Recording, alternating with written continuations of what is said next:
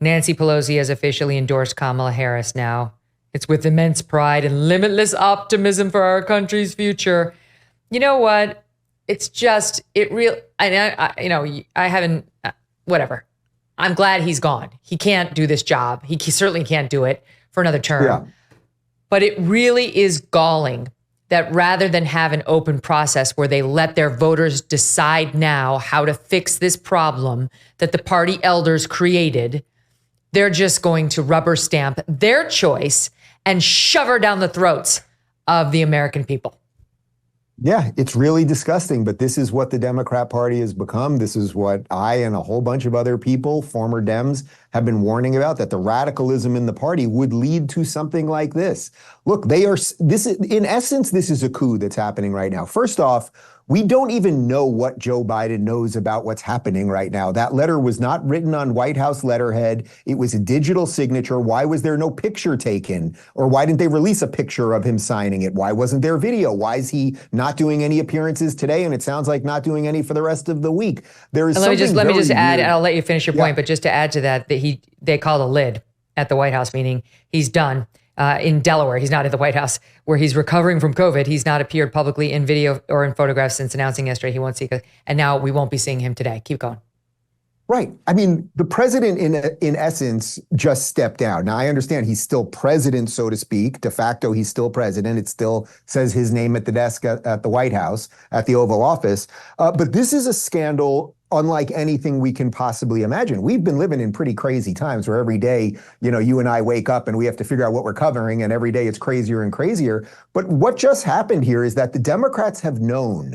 They have known for more than 5 years that there was something not cognitively right with him. Megyn, we posted a video on Twitter this morning from my show on November 3rd, 2020, where I said that if he is sworn in again as a second term, if he makes it through this first term and is sworn in again, that I would retire. I would delete all my accounts and retire. Now, am I from the future? Am I a wizard? Am I clairvoyant? I don't think so, but I'm just not kind of brain dead, which is largely what the mainstream media has become. You were also talking about this for a long time when nobody else was talking about it. It was obvious.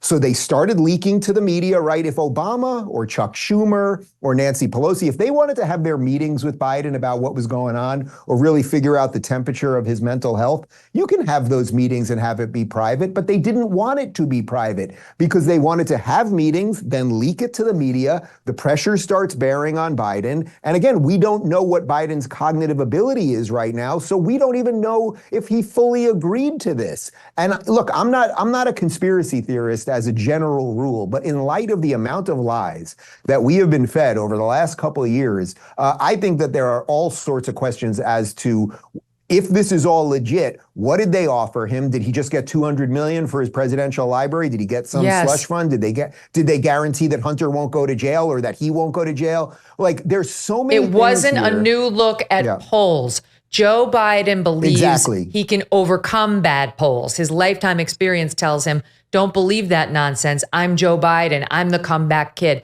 I don't believe these lies. That his inner team finally showed him the battleground polls, and he said, okay. Right. Now I see the light. No, that's a lie.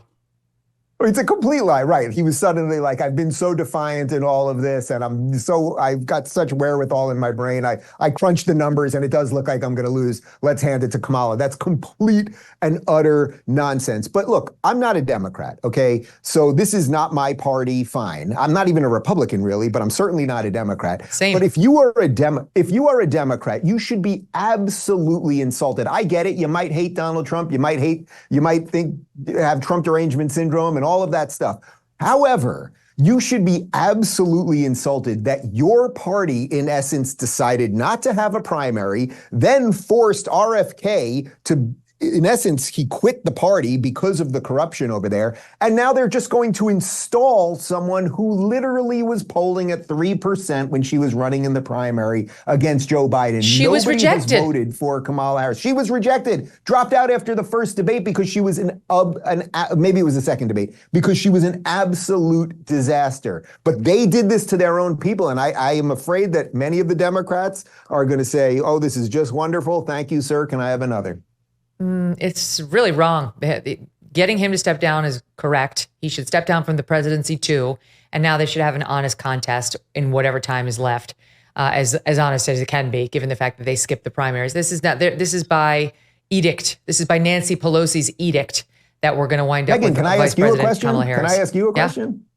Yeah. What do you make of the fact that Hillary and Bill are all in on this and Pelosi are in on the Kamala transition, but Obama's kind of punting on this thing? Because to me, that shows you what the real fight is about right now. Well, I think Obama understands electoral politics very well and understands she's incredibly unpopular and that they'd do better with somebody else. You know, if they had a ticket of two of these sitting popular governors who are in swing states or who are Democrats governing red states, right, like North Carolina, or purple states like the Pennsylvania Josh Shapiro, they improve their chances and they're not as unpopular as she is. I don't know. Bill and Hillary, I feel like she's probably making some sort of a vice presidential play here because let's not forget Kamala Harris will need to name her running mate.